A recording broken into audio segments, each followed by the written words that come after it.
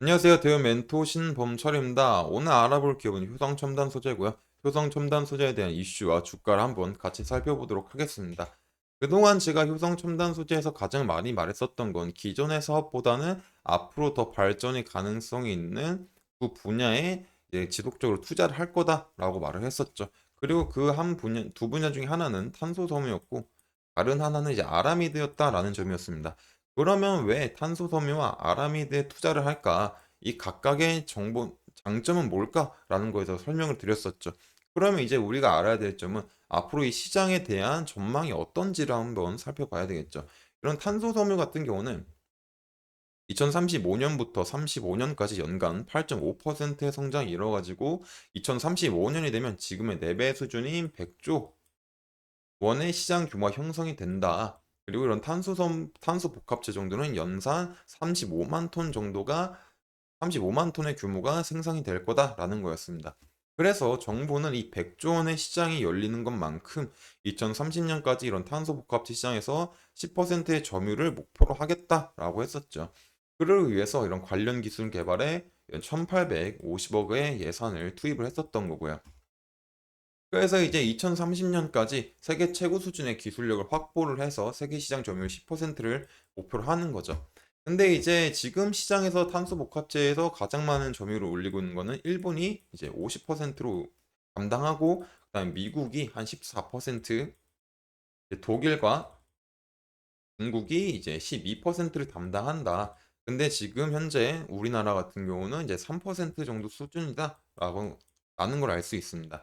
그래서 효성 첨단 소재도 앞으로 이런 100조 원의 시조가 열리고 또 2030년까지 정부의 목표를 아는 만큼 지속적으로 탄소 섬유에 투자를 했다. 그래서 목표가 28년까지 연산 이제 2만 4천 톤의 탄소 섬유 공장을 증설하는 거였죠.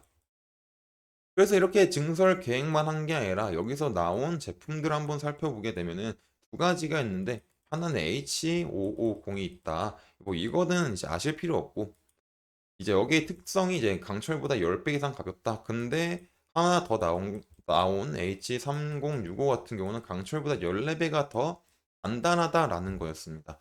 그렇기 때문에 이런 효성 첨단 소재에 대한 탄소 섬유 같은 경우는 이제 최신 항공기 동체 뭐 부품이나 인공위성을 비롯해서 우주 발사체에 아주 적합하다. 그래서 다방면이 이제 산업에 사용될 수 있다는 점이죠.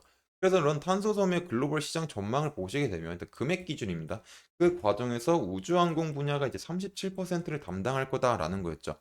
여기서 금액 기준일 때 이제 금액 기준 말고 그냥 시장 전망을 점유율만 보면은 우주항공 같은 게 한 15%를 차지할 거예요. 근데 이제 여기에 들어가는 비용들이 많기 때문에 이렇게 금액 기준으로 하면은 우주항공 37%가 차지한다는 점 조금 알아두셨으면 알면 좋을 것 같습니다.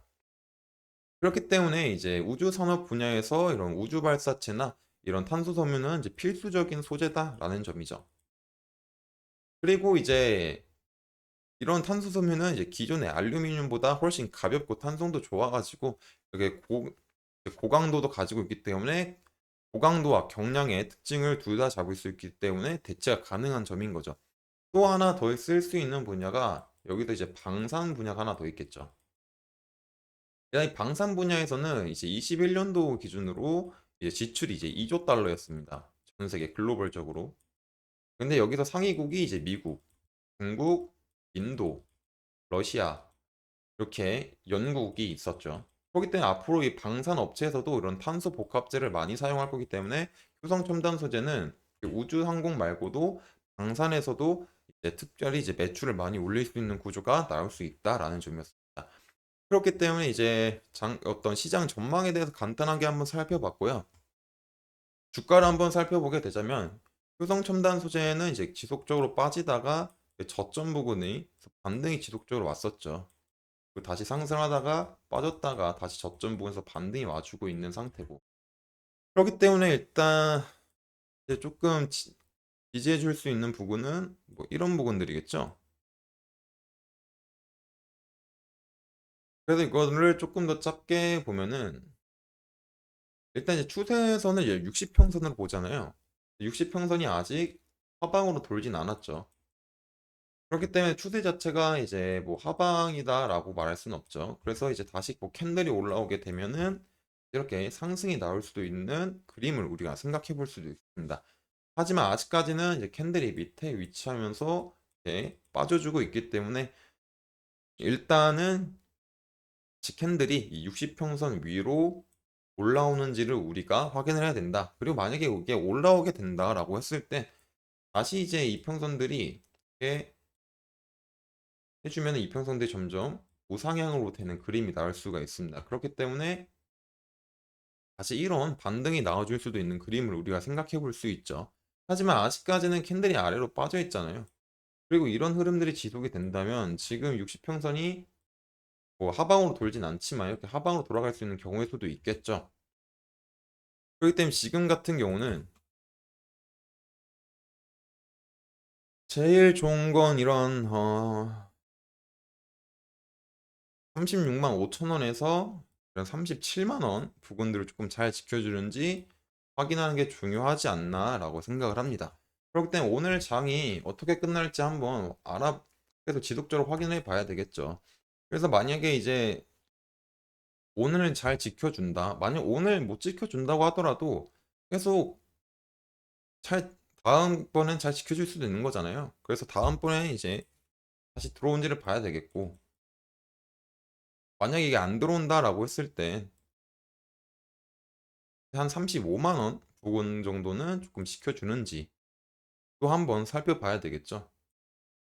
그렇기 때문에 일단 뭐 효성 첨단 소재 같은 경우는 기존의 사업을 넘어가서 새로운 신사업에 투자를 하고 있고 그리고 신사업에 대한 부분이 산업적으로 괜찮기 때문에 단기적으로는 흐름이 조금 괜찮아질 수 있는 여지는 이제 충분할 수도 있다라고 이제 생각을 하고 있습니다. 하지만 지금 단기적으로는 이제 아직까지는 그 미래에 대한 산업에 비해서 엄청나게 좋은 모습을 보여주고 있는 거긴 아니기 때문에 일단은 일단 어느 정도 바닥을 만들어주는지 확인하는 게 조금 좋을 수 있는 상황이다라고 볼 수 있을 것 같아요. 그래서 일단은 당분간은 약간 관망을 하는 것도 괜찮지 않을까라고 생각을 합니다. 그렇기 때문에 추가적인 주가의 변동사항 같은 것도 계속 지속적으로 체크를 해야 되고요. 또 효성 첨단 소재에 대한 자체적인 이슈도 우리가 확인을 해야 되겠죠. 그래서 앞으로 제가 지속적으로 이제 체크를 하고 이제 알려드릴 테니까 효성 첨단 소재에 관심 있으신 분들은 제 영상을 시청해 주시면 감사하겠습니다. 이상 대형 멘토 신범철이었습니다.